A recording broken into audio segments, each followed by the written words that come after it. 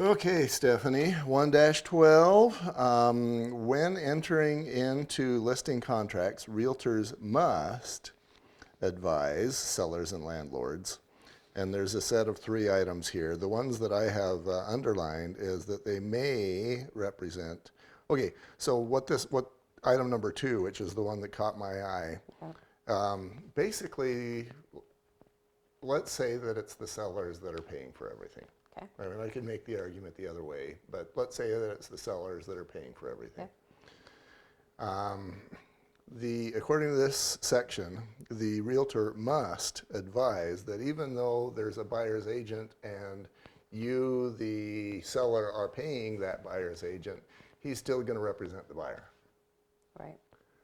And that, at first to me, I'm not in your business. That first to me seems, my goodness, that seems restrictive and tough, and something that would be easily missed, because you've got to make that a part of your listing presentation. Yeah. How do you do that? It's the same thing. It's the same transparency. That when we are accepting compensation, we're going to be also compensating the buyer's agent or the tenant's agent, and so that they know that we're going to be paying the other person from our proceeds. Yeah. And item number 3 on that list is any potential for listing brokers to act as disclosed dual agents. A lot of what we're talking about in here has to do with disclosing, communicating. And, I mentioned this earlier, and we're going to hit this, we're going to kick this horse until it's not only dead, but probably not recognizable anymore.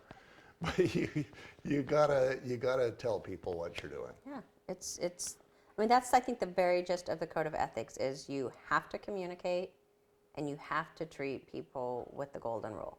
I mean, if you do those two things, chances are really good that you're following the code of ethics. Uh-huh. That is the point here. If you're representing both sides, you need to get that in writing so both people know that I'm not just protecting you, the buyer, I'm also, here for the seller as well. Mm-hmm. So, anything you tell me, I'm going to have to disclose.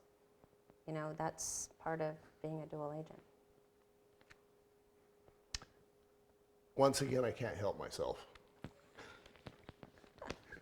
So, and I'm going to have to do this carefully because I'm not supposed to be promoting myself. But basically, it feels like to me that the inspector or anybody should be trying to spend more time, not less, with the client.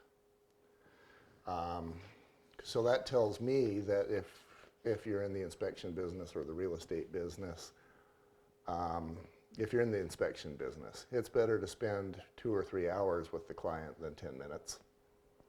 I probably should stop there. If you're the realtor,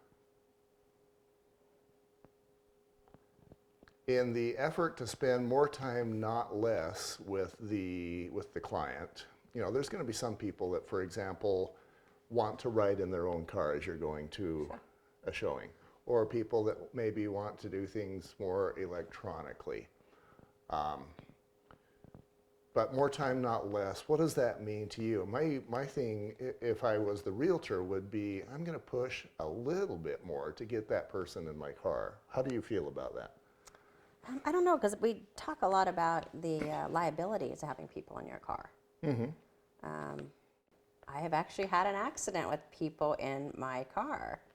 No one was injured, thankfully, and they're, honest people who weren't going to come after me and try and get, a little more money for injuries that weren't legitimate.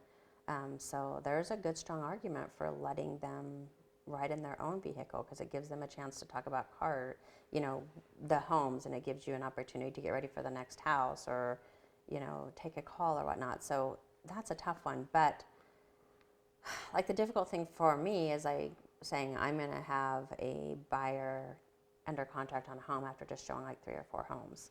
Uh-huh. Because is that enough homes for someone to see? Some people definitely say yes. I do a lot of relocation, and sometimes I'll show 50 homes in 3 days. Does that seem incredibly crazy? Yes, it does. And yes, it was. But to find out what they need. And a lot of times, like especially like with first-time buyers, they don't really know what they need, especially when they're moving across country. What kind of neighborhood do I want? Do I need a big house? Do I need a house for my dog? Will a townhouse work for me? So it's a lot of questions. And then just like, do we want a bigger yard? Do we not want a yard? Do we want to be close to shopping, or do we want rural? So there's a lot of questions, and you can sit down at an office or over lunch and answer a lot of those questions and be able to narrow it down. But I think it's unethical to try and get one person to buy the first or second house that they see. I have some buyers who just went under contract on a house. We only saw 2 homes.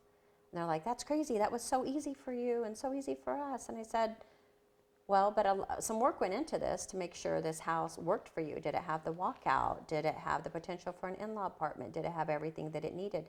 Did it, check off all the boxes for you? So really finding out what their needs are, and not just, getting them into the first house that you see. Yeah, I remember way back in the day, when I was shopping for my first home, I didn't know what I wanted. And, I didn't know if I wanted a newer home with less yard or the opposite. Okay. And so I had to see 4 or 5 homes just to begin to understand what I wanted. And probably to get on the same track as the person you're buying with. Because like me, I'm happy to do a renovation. I can look at a home and say, this is what I'm going to do to make it better. Mm-hmm. And my husband needed new because he was not a fix-it man. Uh-huh. And he had no interest in doing that. So we ultimately ended up buying new. The next house was like a foreclosure that needed everything. And I did it all.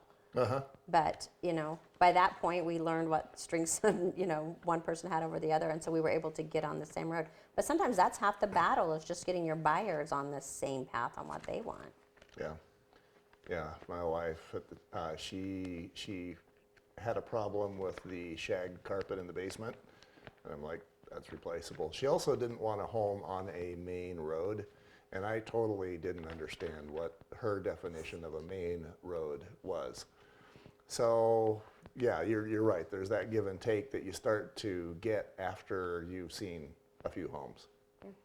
My thought is, if the realtor's goal is to sell one of the first 3 homes, then that's about the realtor. And if it's about the realtor, it's not about the client. Right. And the realtor's going to lose in the end. Yes. Okay. Let's go to lucky number 1-13. We'll be right back.